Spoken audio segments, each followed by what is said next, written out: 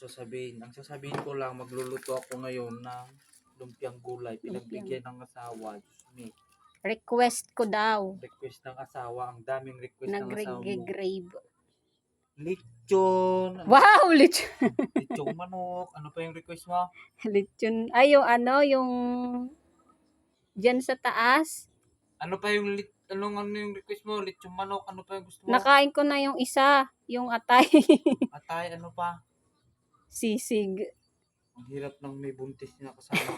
Daming request. Di natin mabili lahat. Isa-isa Mga lang. tipid- Champurado. Mga tipid-tipid na ano lang. Ingredients. Ingredients yan.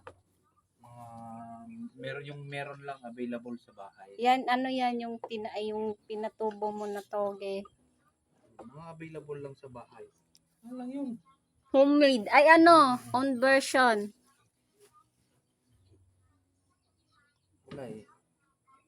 Wala tayong pera. Hindi tayo si Manny Pacquiao, mga ganyan pa.